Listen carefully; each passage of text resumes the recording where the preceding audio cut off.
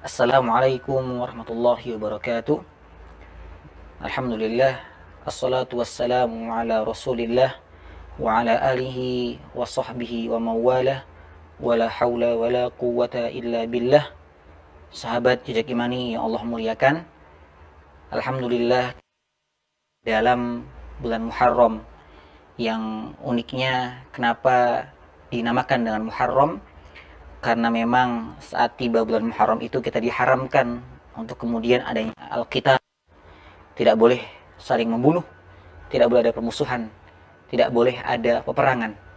Uniknya adalah sebuah kemuliaan dan juga keistimewaan bulan ini adalah bulan di mana bulan yang termasuk bulan di mana termasuk bulan-bulan yang mulia, yang mana puasa pada bulan Muharram ini dia memiliki derajat langsung di bawah bulan Ramadan.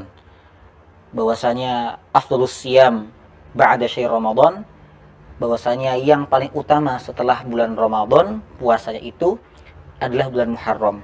Ini yang pertama. Yang kedua, adanya puasa Asyura yang kemudian kita bersegera atau berlomba untuk berpuasa pada bulan itu. Dan juga amal yang lainnya, semisal amal-amal bersedekah, amal-amal qiyamul lail. Uniknya adalah ketika Rasulullah menyebutkan puasa yang terbaik setelah Ramadan adalah puasa di bulan Muharram, maka beliau juga kembali menyebutkan bahwasanya yang paling baik sholatnya adalah sholat qiyamul lail, atau mendirikan sholat ketika di tengah malam hari atau di sepertiga malam terakhir. Ini pun digandengkan dengan bulan Muharram. Kata para ulama sebagian mengatakan, maka amalan utama juga yang paling mulia di bulan Muharram adalah menghidupkan malam harinya untuk bisa bangun tengah malamnya.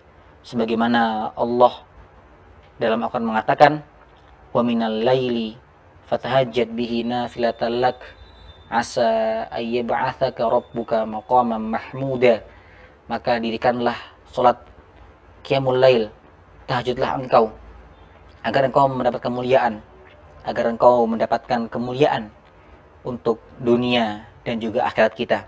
Uniknya adalah orang yang dia bisa qiyamul lail itu, orang yang dia bisa bangun tengah malam, sepertiga malam terakhir, adalah orang-orang pilihan. Bahkan disampaikan oleh Ibnu Qayyim, tak semua orang bisa bangun di sepertiga malam. Karena orang-orang yang dia tak bangun di sepertiga malam, dia terhalang oleh dosa yang dia kerjakan pada pagi hari atau siang harinya. Ini yang pertama. Yang kedua, saat tiba bulan Muharram, maka hal-hal yang sifatnya terputus maka selayaknya disambung kembali. Semisal kita memiliki kerabat, memiliki teman, kolega, ataupun sahabat yang dulu pernah akur, pernah akrab, kemudian kita karena sebuah kejadian sehingga kita berpisah, terputuslah tali silaturahim, maka sebaiknya di bulan Muharram ini disambunglah itu. Sebab tidak boleh ada peperangan, tidak boleh ada permusuhan, tidak boleh ada sengketa di bulan Muharram ini. Maka berdamailah, islahlah, perbaiki kembali hubungan kita dengan orang-orang yang pernah baik dengan kita. Perbaikilah hubungan-hubungan kita yang pernah dulu mungkin baik, sekarang mungkin kandas ataupun terputus hubungan itu. Maka jadikanlah bulan Muharram ini sebagai bulan ajang untuk menyambung silaturahim dengan keluarga, dengan kerabat, dan juga dengan orang-orang yang kita cintai. Ingatlah bahwasanya pernah bersabda Rasul kita, beliau mengatakan, la yadkhulul jannah, tidak akan pernah bisa orang itu menginjakkan kaki di surganya. Siapa dia? Qati'ur rahim, orang yang memutus satu rahim. Maka bulan Muharram ini adalah bulan yang diharamkan perpecahan, diharamkan kezaliman, peperangan, sebagainya. Maka makna lainnya adalah inilah bulan untuk kemudian saat bersatu rahim, saling mengeratkan tali kekeluargaan lagi dengan orang-orang yang dulu pernah kita miliki sambungannya. Yang ketiga adalah saat kemudian bulan Muharram ini kita juga jadikan sebagai ajang untuk taqarrub. Artinya adalah semakin dekat dengan Allah. Dengan cara apa? Dengan cara mendirikan sholat tahajud ataupun qiyamul lailnya. Yang keempatnya adalah bulan di mana oleh sebagian ulama bulan untuk kita mengejar ngaji Al-Quran atau tilawah Al-Quran. Bawahnya bulan-bulan yang kemudian damaian, maka yang damai inilah kemudian membuat kita bisa tenang untuk kemudian mengejar tilawah Al-Quran kita, mengejar membaca Al-Quran kita. Jangan sampai tiba bulan Muharram, tiba bulan kedamaian, tetapi hati kita tak kunjung damai. Hati kita tak kunjung mendapatkan arah dan juga rambu-rambu. Harus kemana jiwa ini melangkah, harus kemana raga ini berbuat. Tetapi andai kita di bulan Muharram ini, di bulan yang baru ini, kita perbaharui lagi jiwa kita, perkuat lagi iman kita dengan tilawah Al-Qur'annya, dengan qiyamul lailnya. Saya teringat dengan sebuah kisah yang kemudian disampaikan oleh Profesor Dr. As-Shalabi dalam kitab beliau Mawsu'atus Siyar, saat beliau membahas tentang sahabat mulia yang juga seorang kaya di Madinah bernama sahabat Utsman bin Affan yang punya julukan Nurain, orang yang punya dua cahaya. Orang menganggap beliau punya dua cahaya karena beliau menikahi dua putri Rasul. Ternyata tidak. Kata Syekh As-Shalabi, beliau mengatakan bahwasanya beliau sahabat Utsman ini kenapa sampai disebutkan atau punya julukan sebagai Nurain, pemilik dua cahaya, karena ada dua amalan yang tergabung dalam satu waktu.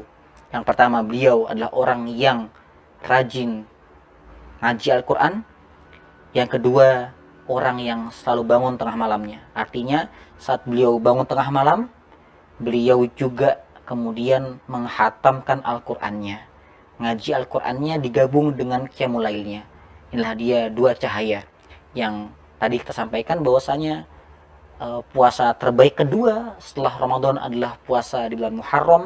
Maka setelah itu diksinya adalah soal qiyamul lail. Maka bulan Muharram punya hubungan yang kuat dengan qiyamul lail. Sebenarnya orang bisa qiyamul lail di semua bulan saja, tetapi pada bulan ini sebuah momentum, sebuah kesempatan kita untuk tadabbur Muharram. Maka jangan lupa agar kita bisa memiliki dua cahaya yang kelak cahaya ini akan menerangi kubur kita. Maka dua hal jangan dilupakan, qiyamul lail dan tahajud, dan juga tilawah Al-Quran pada sepertiga malamnya. Semoga dengan kita hari ini mengetahui apa kemudian dan juga keutamaan Muharram, kita bisa berubah semangat dalam beribadah. Terutama jangan sampai kita melupakan untuk bisa berpuasa Asyura, yang mana itu adalah ibadah puasa yang sangat-sangat diutamakan. Bahkan para ulama mengatakan jangan sampai kita terlewat dari berpuasa Asyura. Dan yang terakhir, semoga hikmah-hikmah dan ilmu-ilmu yang kita dapatkan terkait bulan Muharram ini bisa membuat kita lebih sayang kepada keluarga kita, sayang kepada teman kita, kerabat kita, sahabat kita, mulai kembali ada kebaikan hubungan yang mungkin dulu terputuskan, mungkin dulu ada sengketa. Kemudian menambah iman kita untuk bisa bangun di sepertiga malam terakhir, untuk kita bisa sholat qiyamul lail, dan juga beramal kebaikan lainnya seperti berpuasa dan juga tilawah Al-Quran ataupun ngaji Al-Quran di sepertiga malam kita.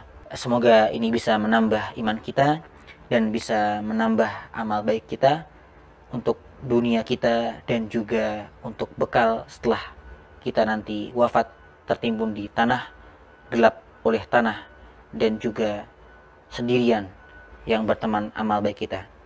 Terima kasih. Wassalamualaikum warahmatullahi wabarakatuh.